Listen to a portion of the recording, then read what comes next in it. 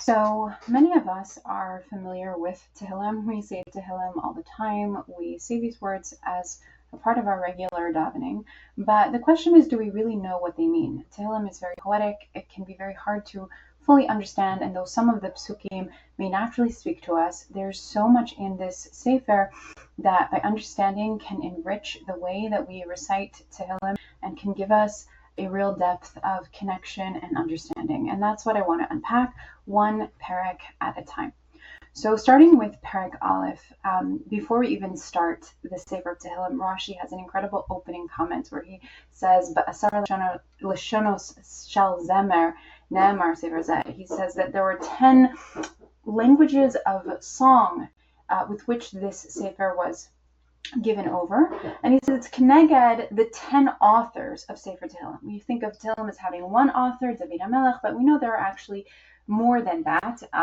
Adam Harishon, Moshe, there were several different authors of Tehillim, and Rashi identifies 10, and he has these 10 Lashonos of song.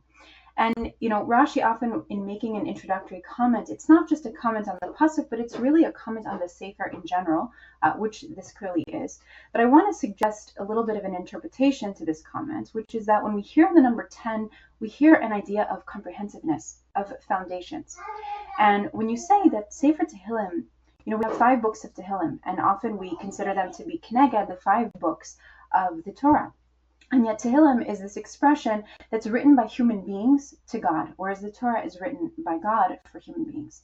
And when we put this language of 10 kinds of expression and 10 authors, it gives us a sense that this book is the definitive book of godly human expression. We have 10 languages of expression of song. So we're encompassing the gamut of human experience and expression. And we have 10 authors, these 10 authors which help represent maybe humanity as a whole. This is not just a small sefer. This is not just one person's experience, but this is really giving us something big, something comprehensive. And I think we see that a little bit hinted to in Rashi's opening comment. Now we come into the psukim themselves. So the first pasuk, which many of us are familiar with, Ashrei ha'ish asher lo halach ba'atzas resha'im, uvederech chata'im lo amad, uvemoshav leitzim lo yashav. Praiseworthy or happy is the man who does not go in the counsel of the wicked. I'm translating myself. This is the Sefaria translation right here, but I'll translate myself. Uvederech chata'im lo amad, and the path of the sinners through temptation he doesn't stand, and in the dwelling places of the scorners he doesn't sit. So first of all, Ashrei is a very interesting language, and Rav Hirsch describes it. Many people, we say it's happy, we say it's praiseworthy, but Rav Hirsch points out that the word Ashrei, like the word Asher, it's about denoting progress, stepping forward. The same way the word Asher brings us forward grammatically in a sentence, so Ashrei is about who is the person who is progressing in life. And this is important because this Perek is going to talk to us about what is the meaningful life. What does a good life look like? And it's important to realize that the good life is not about arriving at a particular destination. We see the word derech come up again and again, the way. It's a path. It's a way of living. It's not about getting somewhere specific. So first of all, it's who is the person who is progressing on this path? And the opening pasuk does not describe to us a positive. It actually describes to us a negative. It describes what does this person avoid. And we hear these 3 lashonos. We have a person who doesn't follow the counsel of the wicked. The wicked are the intentional sinners. And he doesn't stand on the path of the sinner, of the sinner through temptation. These are the people who don't sin intentionally, but they're just drawn after their Yetzer Hara, and so they give in. And then he doesn't sit in the place of the scorner. There's a lot you can say about this, but one thing that I want to point out is that it does not say Ashrei ha'ish asher lo yachata. It doesn't say praiseworthy is the man who does not sin. It says praiseworthy is the person who doesn't follow the counsel of the wicked, who doesn't linger around the place of sinners, who doesn't sit with the scorners. And I think the impetus here is that even if he does sin, because every person does, this is a person who's removing himself from the environments in which sin happens. He doesn't put himself in harm's way. He doesn't for sure follow intentionally evil counsel, but he's also just taking himself away from those places and those environments where sin will happen. And this is important because many of the Mefarshim point out that this Perek starts us with a sur meira va'aseh tov dynamic. We have to start with sur meira. To have a good life, you have to have that strength, that restraint to remove yourself from what is not good, and not just from what's not good, but from the environments where what is not good will happen. Now, what is the aseh tov? What is the good to which he does dedicate his life? That we find in the second pasuk. Ki im besoras Hashem chafetzo, uvesoraso yehege yomam v'layla. Rather than dwelling with the sinners, than following their counsel, than hanging around with them, his desire is in the Torah's Hashem. In his Torah, he is yehegeh, he is studying in an intensive way, yomam daily, v'layla, and at night. So Rashi says very beautifully that what he studies, it starts as Torah's Hashem, but through his study, it becomes Torah, so it becomes his own Torah. And I think there's a very powerful idea here for us, especially in our day. A lot of times you'll hear people who will talk about how, the Torah is collaborative. Hashem wants us to bring our own insights, and this is true. But sometimes people take that in the direction of saying that we're all entitled to our own opinions, right? You can have your own opinion, you can have your own interpretation, it's all good. Every now and then you'll hear someone give a pshat on something and you'll say, is that really a good pshat? I'm not sure. I think this pasuk really clarifies for us what the proper approach is to the Torah, which is im besoras Hashem chafetzo. Chafetzo is your deepest desire. If your desire is the Torah's Hashem, the objective Torah, the Torah outside of you, not your ulterior motives, not your existing opinions, but you really want to encounter the Torah of Hashem because it's Hashem's, not because it's an intellectual exercise, not because it's something you want to study in university, or because it's a great platform for you to share your ideas, because it is Hashem's Torah and you want to come close to Him, if that's your desire, through your studying of it, it will become Torah. So it will become your own Torah. You will achieve your own chelek. A chelek is an earned portion. You'll achieve your own earned portion. But beyond this, what is the guidance here? So there are a few pieces of guidance in this pasuk. One is chafetzo. Torah is something a person is supposed to desire. And even a Gemara that if you don't like the Torah you're learning, learn some Torah that you're going to like, because you should have that sense of desire for it, right? But what kind of learning is this? It's yehegeh. Rav says hegeh is, it's not just a study, it's a study that naturally needs to be expressed in language. So if you're sitting and you're listening to a shir and it's very interesting, that's nice. But real learning is a kind of intensive learning where you're dedicating yourself in a way that you need to then express what it is that you studied. And when are you doing this learning? Yomam v'layla, both day and night. Well, daytime is the time of your energy, your work hours, your highest investment time. And if you don't learn Torah in the day, it means all your best hours may very well be going to waste. But if you learn only in the day, what's the night? The night is the time that comes after we finish all of our work. It's our time of repose.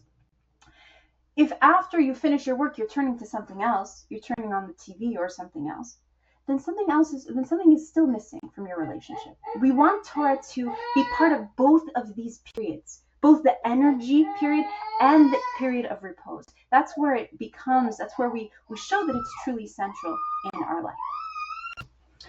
Now, if we do these things, the third pasuk in this Perek is really, I think, one of the most beautiful psukim, that we know of, that captures the essence of a good life. What does it say? V'haya ke'etz shasul al palgei mayim.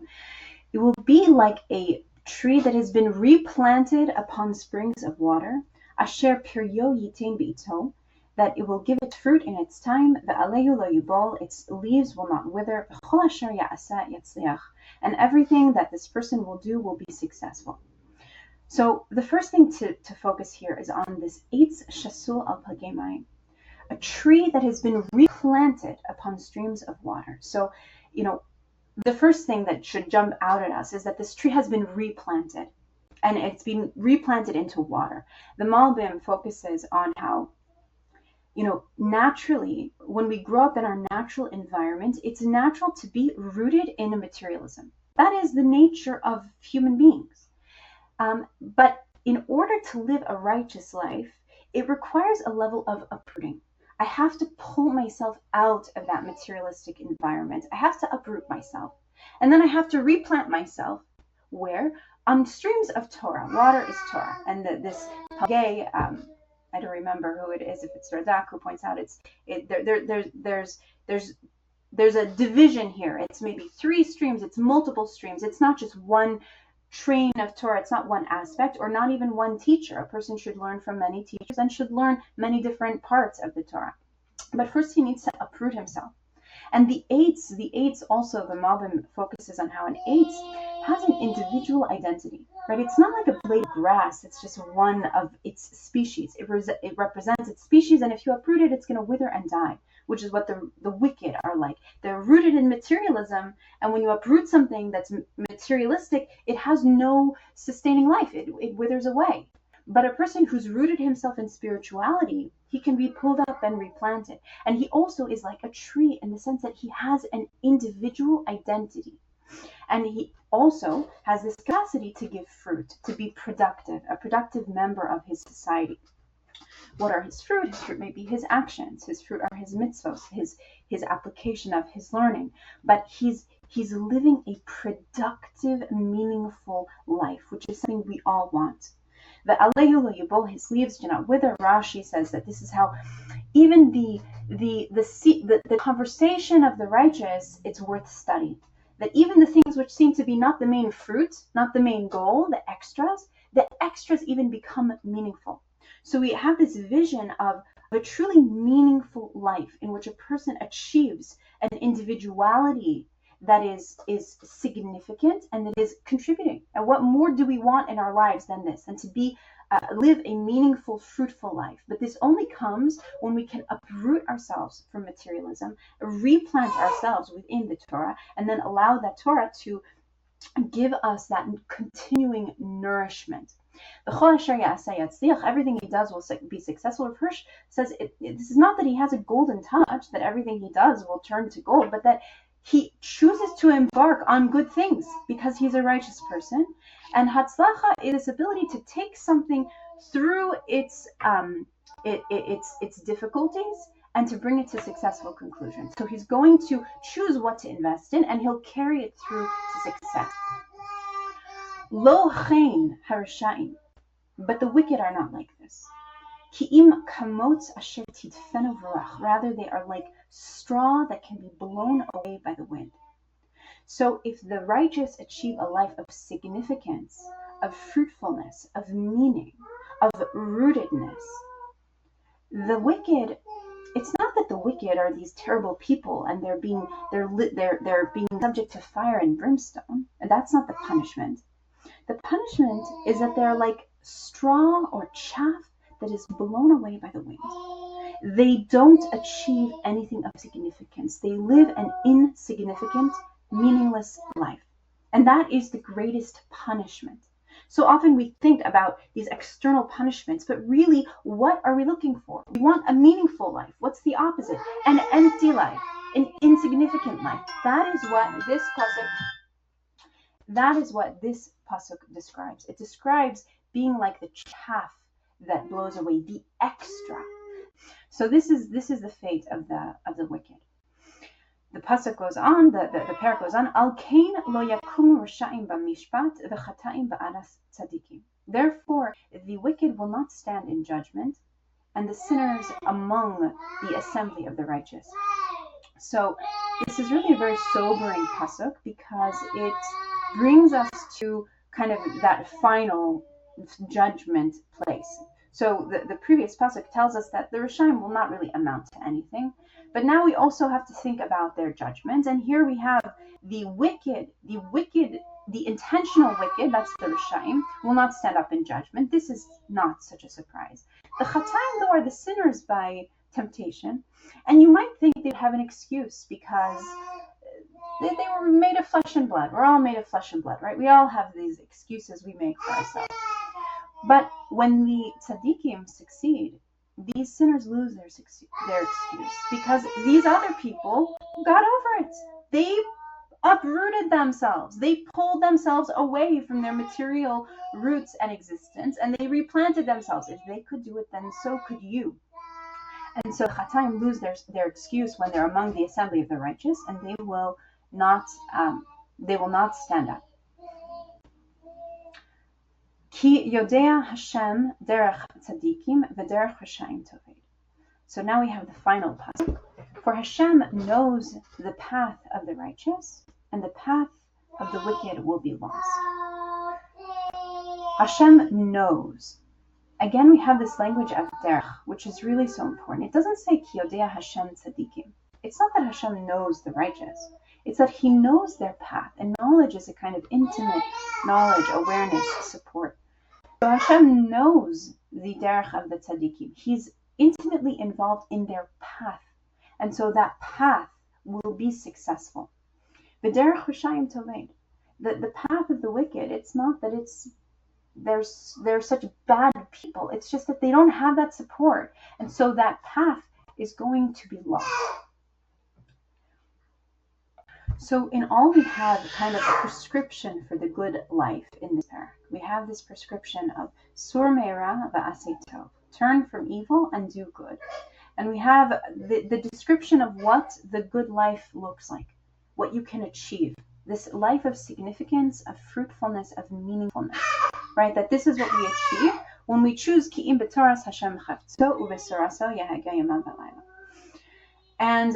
And we're brought back to the consequences of not choosing it, of the loss to the wicked. And I think very practically there are a few takeaways from here. One is the idea that we can't forget the sur meira. A lot of times today we're focused on the aseh tov. We want to do this, we want to learn, we want to do that, but we don't forget. We forget the first pasuk, to remove ourselves from the derech hatayim, from the way of people who are sitting by temptation. We forget to remove ourselves from the moshav leitzim, and then we can't be fully successful. We also forget that the Torah's Hashem needs to be something we desire, we connect to, and that becomes easier the more we do the sur meira. And also that day and night is crucial. Something in the day, something in the night. Don't forget to bring it into both areas of life. And don't forget for it to be yehageh, that there's a deep kind of connecting and learning, not just the quick, grabbing a little shear here or there. There's some kind of invested learning. And then to keep in mind this picture, this vision of what life looks like. To remember that this is the secret to the life of significance and of impact. I think that these things can be very powerful motivations for us in building the lives that we want, and it's all here in these 6 psukim, these incredible 6 psukim. I hope you enjoy and have a wonderful day.